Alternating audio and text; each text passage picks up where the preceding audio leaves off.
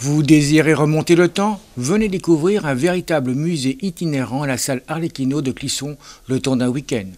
Dinosaures, fossiles et la préhistoire comptés par Gouvier Expo, les 15 et 16 janvier. Véritable voyage culturel à la découverte de l'évolution de la Terre et des dinosaures. Comme là, mon petit copain le tyrannosaure, qui lui mesure 1,80 m de haut et 3,20 m de long. On a également le brontosaure, le vélociraptor, et en tout, il y a 8 spécimens différents.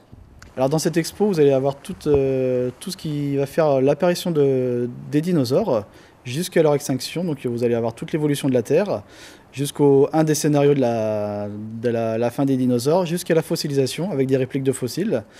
Et chaque dinosaure est accompagné de panneaux pédagogiques où vous allez pouvoir retrouver son époque à laquelle il a vécu, son régime alimentaire et quelques petites infos diverses et variées. Création de la Terre, on ne sait pas trop. Extinction, par contre, des dinosaures, une idée quand même un peu précise. Voilà, un peu 65 millions d'années à peu près, voilà. Ouais. Alors qu'est-ce qui s'est passé?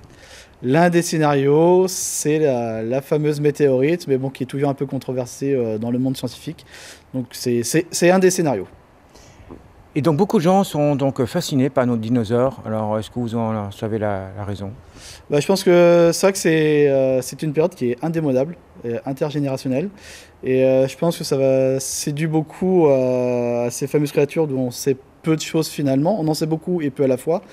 Et à travers aussi les différents livres, les films à succès Jurassic Park et Jurassic World. Donc je pense que ça maintient toujours un peu le mythe des dinosaures et qui intéresse toujours les enfants, mais également les adultes. Alors les films c'est bien, des fois ils ne sont pas tout à fait proches de la réalité. C'est ça, tout à fait, par rapport au vélociraptor qu'on peut voir dans les films Jurassic Park et Jurassic World.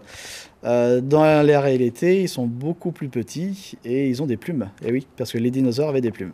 Et puis sinon, on voit un peu les hommes quand même. C'est ça, on a une seconde partie de l'exposition qui sera, elle, destinée aux hommes préhistoriques, donc toute l'évolution de l'homme. Donc on a une dizaine de crânes d'hommes préhistoriques, donc ça va de l'Australopithèque jusqu'à Homo sapiens. Et là, justement, ça nous permet de voir l'évolution du crâne du plus petit, justement, au plus grand.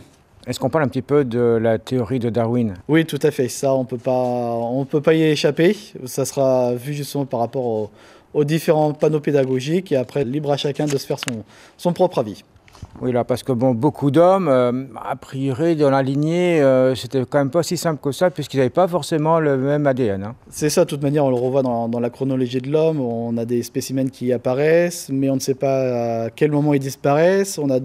C'est vraiment divers et varié. D'où vient votre passion pour toute cette période antérieure? Ça me vient depuis tout petit. J'ai souvenir que mes parents justement m'emmenaient au parc de préhistoire de Malensac dans le Morbihan ou encore dans le Périgord, et tout ce qui s'est passé avant nous m'intéresse toujours fortement.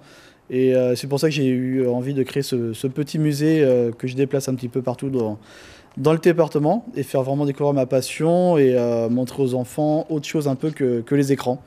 Et vraiment les inciter à venir et à lire et à apprendre des choses. 8 dinosaures, 26 panneaux pédagogiques et la passion de Gouvier vous feront voyager dans le temps. Exposition visible à l'Arlecchino à Clisson les 15 et 16 janvier, samedi 14 h à 18 h et dimanche de 10 h à 18 h. Entrée 5 €.